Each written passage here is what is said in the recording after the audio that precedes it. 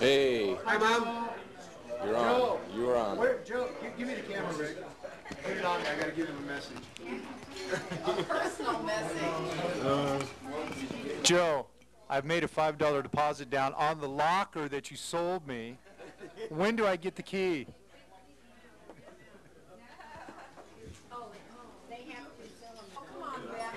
Thanks, Joe. I enjoyed being the victim of your joke this morning. The last day, thanks. What was that? He told me to park. So I had to walk over. Keeping your seat warm. Excuse me. I got nothing to say to you, fool. This is Joe. You're talking to Joe Mays right here. That's what I said. I got nothing to say. No, I can't talk. Here, Ed Prendergast wants to say something. Thank you. Here, he's here to speak to Joe. Sergeant Mays. You're doing The president of the DOA handled that. Your brother Stingle. The reason I'm talking is because Brother Stingle is choking right now. He's speechless for words, and he cannot figure out what to say. So just a few reminders of things you might forget about the B-boys, the bulging boys, you know what we were talking about. Spilt paint in the car when it was almost Cruz's car. You know about that story. And the desk officer of association. Is that it? Okay, now he's ready to talk. Here he's coming. He's going to come with some good ones. That one's mine. Thank you. Sorry, but the food's here. I got more important things to do. All I can say is, son, you're making me real sad. Good luck. We'll turn it over to the Assistant Desk Officers Association now. Good luck, Joe. And obviously, this isn't the end of your career. It's just another turn in the current. Into your life. Good luck. Okay, go a little farther. He's got to have his little girl on. Okay, hey, no, you have to say something. You're writing a burglary report. You ready to say something? Go for it. Go ahead. Joe, I'd like to say goodbye to you, but I'm too busy writing a burglary report, so I'll turn it over to Everest over here. Thanks, Doug. I really hate to see Joe leave. He really made me feel good. He used to always say, son. See you, son. See you, son. Really made me feel good. I'm the only person here that probably didn't call him son. Yes, I hate to see Joe leave because now I'm going to have to beg other people for good days off. Good luck, Joe. Just say it ain't so, Sing Joe. for he's a delegate. Say it ain't so, Joe, and take me with you. Good. Good deal. You gotta get your mug in there too. He's going to talk. No, he'll talk. He's going to do a comedy routine. Am I going right now? Okay, Joe, I didn't get to finish, and I just want to tell you, seriously, we will all really miss you at the station, and we'll miss your smiling face and your happy personality. Take care and have fun at El Cajon. Bye. And those two, right? From those two, too, behind me, back there. Here, Kevin wants to say a few words. Here, Kevin.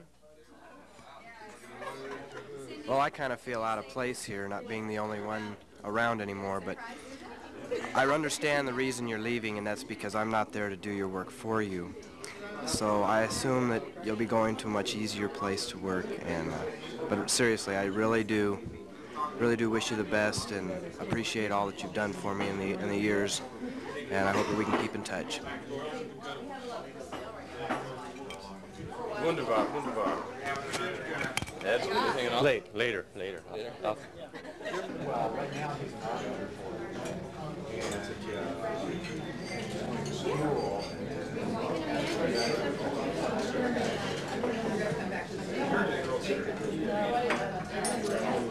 That's Joe's Just saying words of wisdom, Reynolds.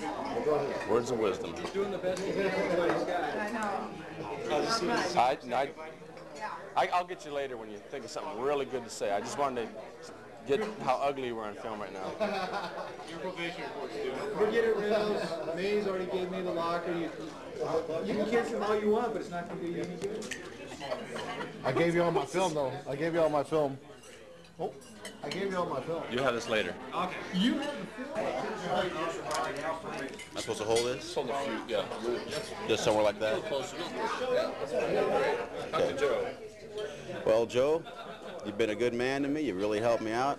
I thank you for the 4x. Take care of it. Any overtime you need, you got it at the jail. You've seen her in uniform. I know you've seen the picture. And I think she'll come out and work some overtime for you, too. You've kept me out of a lot of trouble, and you've given me some good advice. Take care, Joe. Say bye, Joe.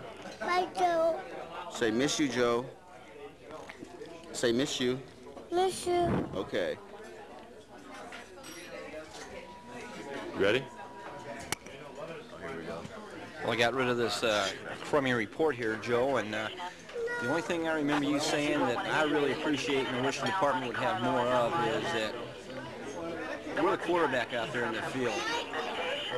Well, you told us once. You said you're the quarterback out there. You make the calls, and if it's the wrong call, you'll talk to me, the coach. And I like that philosophy, and I wish more supervisors applied that. You'll be missed. We'll see you later. I'll still be here whenever you get transferred to Elkhorn Jail or retire. I'll be pushing the green and white car, or whatever color they are next year.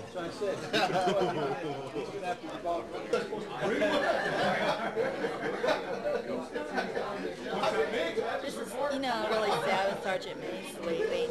You're right. You know who's taking his place? I don't know if there's anyone qualified. I don't think there is anybody in our station. Not even Reynolds? I don't think he can handle it. That's really sad. Yep, we got a problem. Scary. Yes. Maybe we can get him back. Maybe they'll transfer him back over. You think if we, send letters? Anything's worth a try. Send letters. We're going to send letters to Duffy. Do you think John would listen to us? Never know. Yes. I have connections.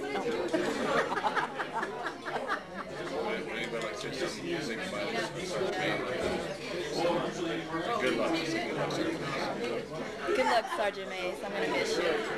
I'm going to miss you too.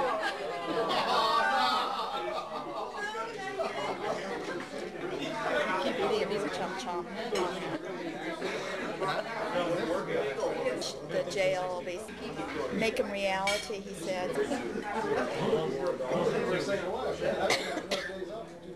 Waiting to catch. Just try out. Just trying out.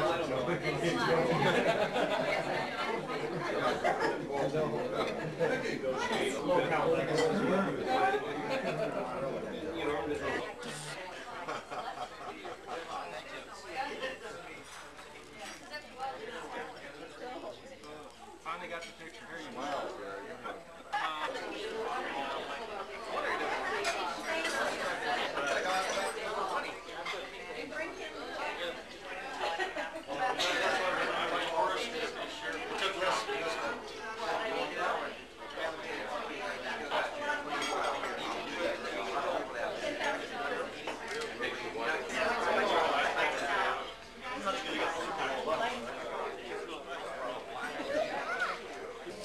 His next career.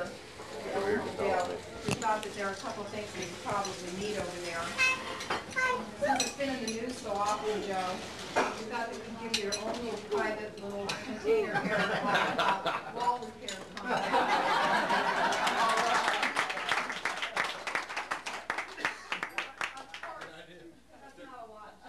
Give you your own pair of scissors that you can cut the damn sheets down. Before the news media finds out, please. It's embarrassing. And then the other thing is, Joe told us that he's going to be working the night shift, and we know how lonely it gets on the 6th floor up there, Joe. And it's also very quiet, so you have a lot of privacy. And you've been talking all day about getting yourself a second wife, so we thought we'd provide you with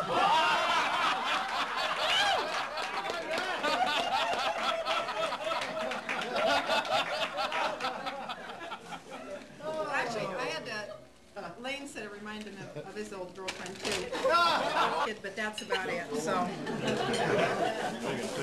You can take that one home. Be creative, I guess, on. Well, Butler won't be lonely anymore. Oh, that's right. Actually, we do have a couple of things, Joe, for you to remember us by other than the... Oh, thank you. Very, very much.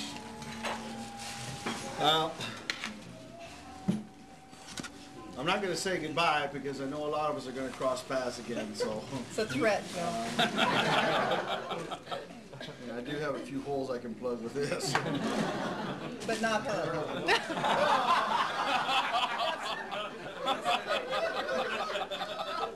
I got teenage sons. I can't leave this guy.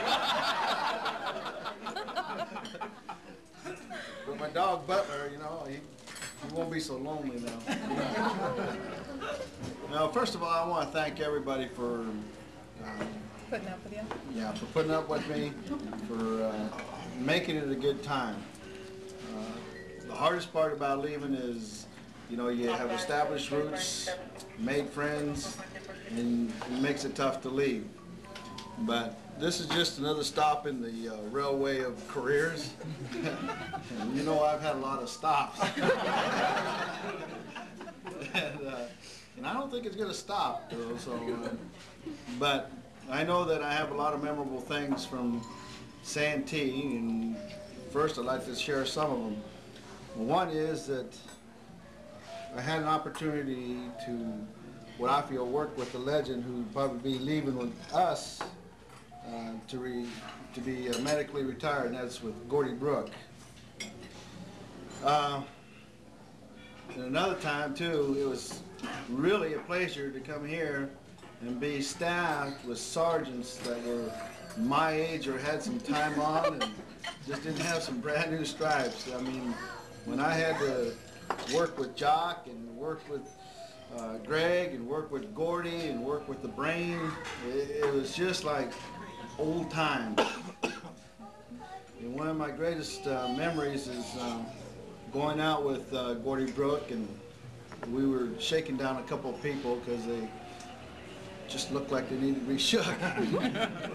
And when one of the deputies came over to cover us from the detention area, he was one of the senior deputies, and he looked at us and he goes, "What's this department coming to? What did he let you guys together for, you know?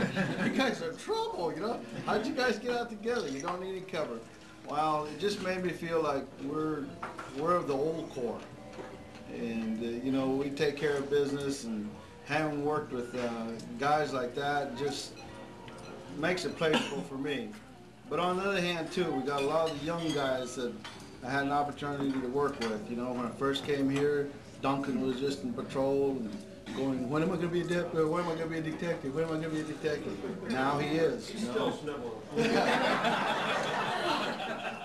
Cody was doing the same thing, Sharon, you know, and all these guys, Torque, and, you know, and I look around the room, you know, Kevin, you know, I thank him for, you know, training me as an admin sergeant, and going into the office as an admin sergeant, and just all of a sudden here it is.